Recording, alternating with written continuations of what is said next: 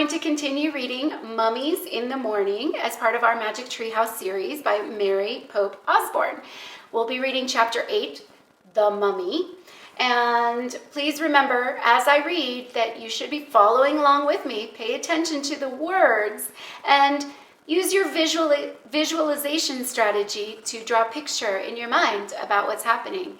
When we're done with chapter 8, you'll be completing a worksheet and answering some questions about what we just read. So please remember, pay attention. Before we get started, there are a few vocabulary words that I need to introduce so we can better understand the story as we read. All right, ready? Here we go. So before we begin chapter 8, The Mummy, there are some words we need to know. So the first word we need to know is the word relief. That's relief. Relief is a feeling, and it's the feeling of calm that comes after a feeling of nervousness or anxiousness. So when you're really nervous about something, maybe you're really nervous about talking in front of the class, or you're really nervous about taking a test. So you're really nervous, anxious, stressed about something, worried.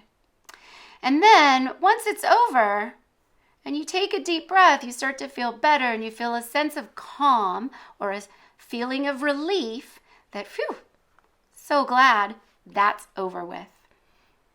And so it's the feeling of calm that comes after a feeling of nervousness or stress, okay? So that's our first word, relief. The next word we need to know is the word fainter. Faint-er. So if we look at faint, in this chapter, what the word refers to or what it means is when something is really, really clear, maybe it's a voice that's really, really loud, and as it gets further away, I don't know if you guys know what this is, but it's kind of like a bullhorn. It's like a microphone, and it makes your voice go really loud. And as you're getting further and further and further away from that voice or that sound, and it gets softer and softer, and you can barely hear it, that means it's really, really faint. You can barely hear it now. The last word we need to know is withered. This is wither.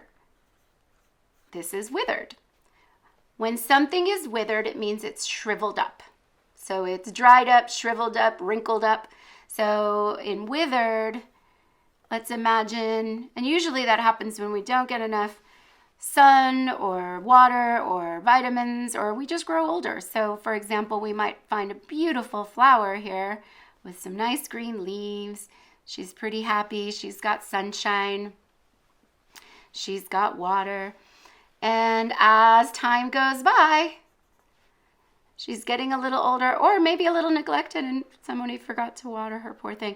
And so now she's looking a little bit shriveled up, not so happy, withered. Now, when something is withered, it's not necessarily just a plant. It could also be a person. As we get older, our skin gets a little bit more wrinkly and a little bit more withered. Now, not Miss Salcedo, because I am always young and beautiful, right? But most people, our skin does get withered, and flowers and plants can also get shriveled up.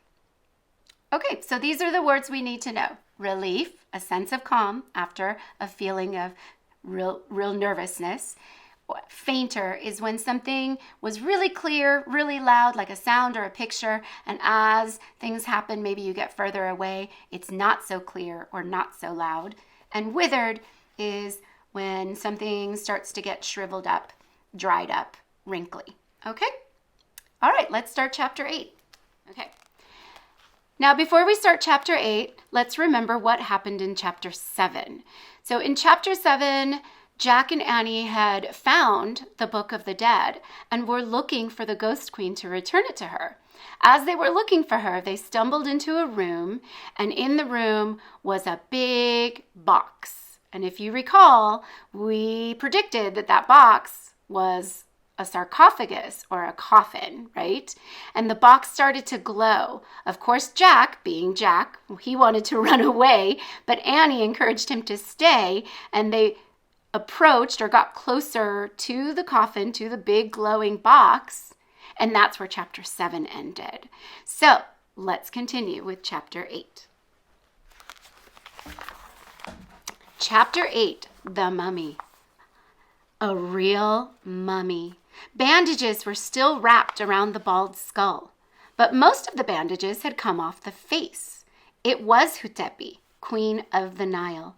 Her broken teeth were showing, her little wrinkled ears, her squashed nose, her withered flesh, her hollow eye sockets. Plus, the rotting bandages on her body were coming off. You could see bones. "Oh, gross," cried Annie. "Let's go." "No," said Jack. "It's interesting." "Forget it," said Annie. She started out of the room. "Wait, Annie." "Come on, Jack, hurry," cried Annie. She was standing by the door.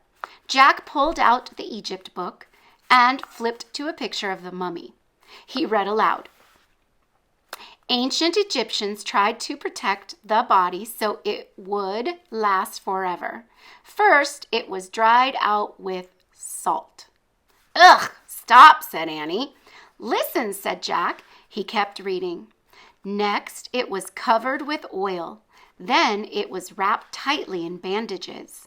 The brain was removed by... "Ugh, yuck, stop," cried Annie. "Goodbye." She dashed out of the room. Oh. Boy, aren't they brave looking into this sarcophagus. And notice what's on the side. Remember we talked about these symbols? They're called hieroglyphs. All right, let's continue. "Annie," called Jack, "we have to give her the Book of the Dead." But Annie was gone. Jack reached into his pack. He pulled out the scroll and the scepter. He put them next to the mummy's skull. Was it just his imagination, or did a deep sigh seem to shudder throughout the room? Did the mummy's face grow calmer? Jack held his breath as he backed away, out of the mummy room, out of the boat room, down the stairs. At the bottom of the stairs, he heaved his own sigh, a sigh of relief.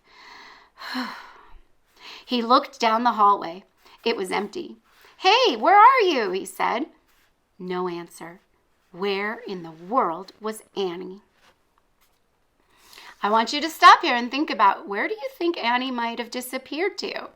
Do you think she might be in trouble? Do you think she might have found a new fun adventure? Do you think she might have found the cat? Where could she be? Jack started down the hallway. "Annie," he called. Had she run out of the pyramid? Was she already outside? "Annie!" "Help, Jack!" came a cry. The voice sounded far away. It was Annie. Where was she? "Help, Jack! Annie!" Jack started to run along the shadowy hallway. "Help, Jack!" Her cry seemed fainter. Jack stopped. He was running away from her voice. "Annie!" he called. He went back toward the burial chambers. "Jack!" There, her voice was louder. "Jack!" Even louder. Jack climbed the stairs. He went back into the boat room. He looked around the room at the furniture, the musical instruments, the boat. Then he saw it. Another door, right next to the door he had just come through. The other door was open. Jack dashed through it. He found himself at the top of some stairs. They were just like the stairs in the other hallway.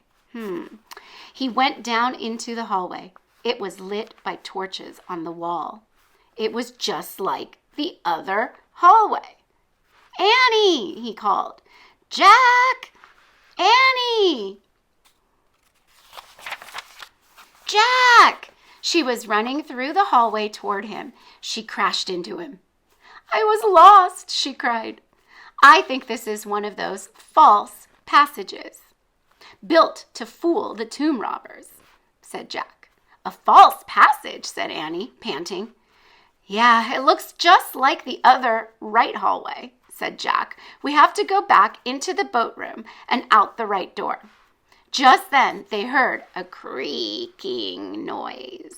Jack and Annie turned around. They looked up the stairs. Then they watched in horror as the door slowly creaked shut. A deep sound rumbled in the distance, and all the torches went out. Swoosh. My goodness. Now, chapter 9, when we continue tomorrow, will be called Follow the Leader. But for now, we're going to, next, we're going to complete our worksheet and answer a few questions about chapter 8.